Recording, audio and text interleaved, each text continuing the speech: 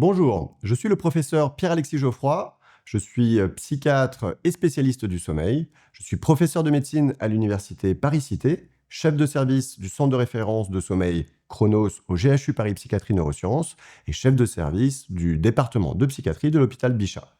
J'ai comme fonction d'être le président du Collège national des enseignants de médecine du sommeil, le CNESOM.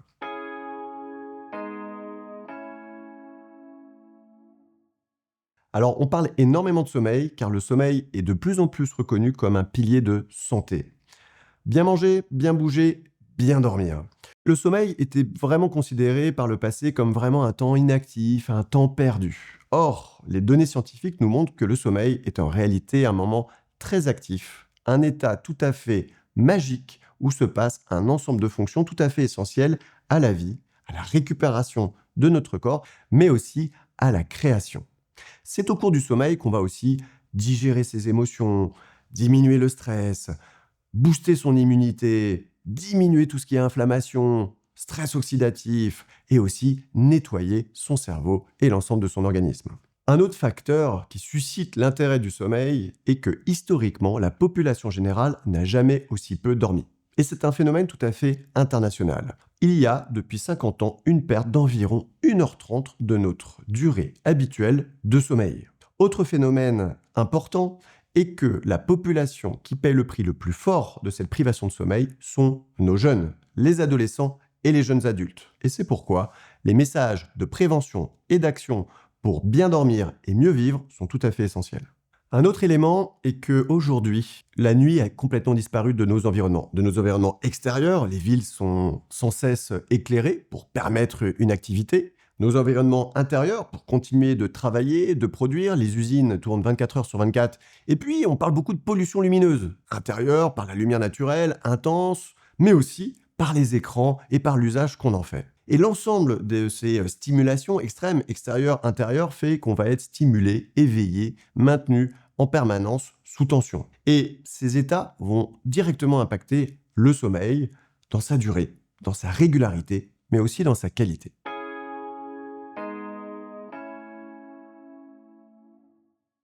Très concrètement, en tant que médecin du sommeil, les patients nous arrivent en consultation avec 3 grands types de plaintes de sommeil. Soit je dors mal, pas assez, soit je dors trop, je suis somnolent en journée, soit je fais des choses bizarres la nuit, ils ont des troubles du comportement nocturne. Dans le cas de l'insomnie, ils peuvent avoir soit des difficultés à s'endormir ou à maintenir leur sommeil avec des réveils nocturnes trop longs ou trop fréquents, ou à l'inverse, un réveil matinal qui va être trop précoce sans réussir à continuer de dormir. La deuxième situation, c'est une situation de plainte d'hypersomnolence. Et là, les patients vont soit trop dormir la nuit, soit être somnolents en journée, c'est-à-dire ils vont s'endormir dans des situations où ils ne souhaiteraient pas dormir, ou avoir ce qu'on appelle une inertie de sommeil, c'est-à-dire une difficulté à passer d'une phase de sommeil à une phase d'éveil de qualité.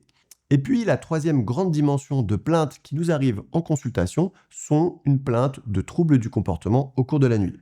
Les gens peuvent avoir des cauchemars, des mauvais rêves, des rêves trop intenses, ou même avoir des comportements nocturnes, le fait de déambuler, de bouger les jambes, etc., qui vont retentir sur leur qualité de sommeil.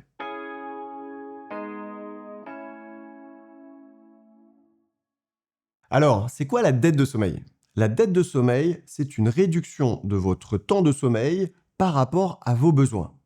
Et les études scientifiques montrent que dès 30 minutes de perdu par rapport à ce dont vous avez besoin va avoir un impact sur votre santé. C'est un stress physique, mental.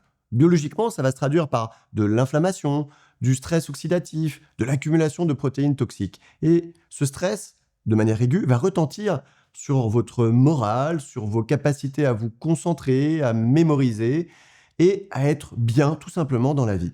Et de manière assez rapide finalement, à moyen long terme, vous allez avoir un impact sur votre santé, avec davantage de risques de cancer, de maladies cardiovasculaires, mais aussi de troubles anxieux et de dépression.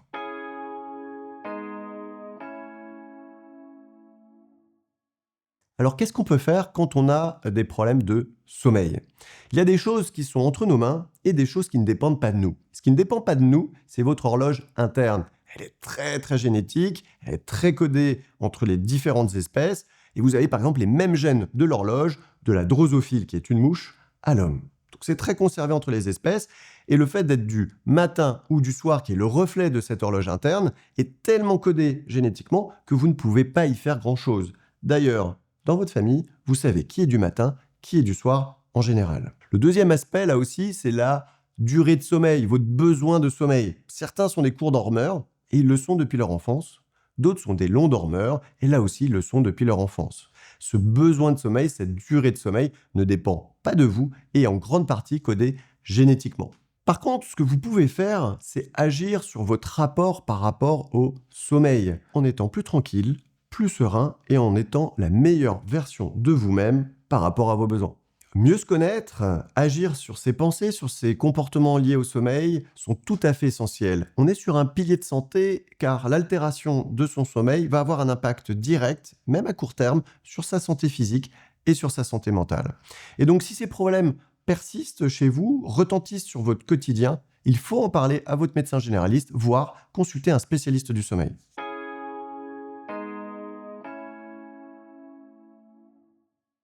En tant que médecin, un autre sujet d'inquiétude est que beaucoup de patients deviennent finalement dépendants d'hypnotiques pour s'endormir, pour contrôler leur sommeil.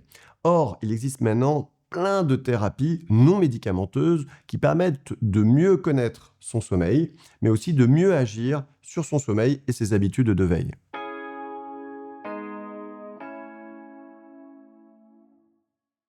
Dans Sommeil avec Petit Bambou, nous avons souhaité vous offrir une boîte à outils pour mieux dormir et être en forme en journée. Le sommeil, ce n'est pas une performance, ce n'est pas quelque chose que nous allons contrôler. C'est au contraire un lâcher-prise. Et ceci s'apprend. Ce sont des choses que nous avions enfants, un ensemble de routines, de rituels qui étaient tout à fait efficaces. Et en grandissant, nous avons perdu tout cela. Nous avons perdu les signaux naturels d'endormissement.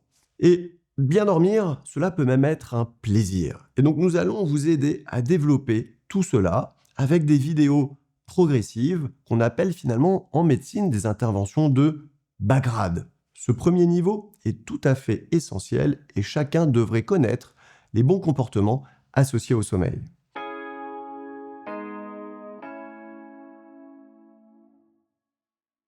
Alors, on peut se demander finalement, une application, est-ce que c'est pas contre-intuitif? Est-ce que l'usage d'une application va pas au contraire abîmer le sommeil? L'idée avec Sommeil avec Petit Bambou, c'est justement d'avoir un temps différent, un temps calme, d'apprendre à lâcher prise et de se concentrer sur des choses simples mais tout à fait efficaces pour mieux dormir. Globalement, lorsqu'on est fatigué, lorsqu'on a des problèmes de sommeil, on a ce qu'on appelle une fatigue cognitive. Et plus on est fatigué sur le plan cognitif, sur le plan de ses pensées, et plus on va avoir du mal à inhiber des comportements automatiques. Et c'est par exemple scroller, regarder beaucoup de vidéos très rapidement.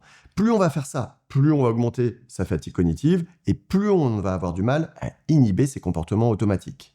Avec Petit Bambou, la philosophie, c'est d'avoir un temps plus calme, plus progressif, et concentré sur des tâches et des actions simples que vous allez pouvoir mettre en place pour mieux dormir.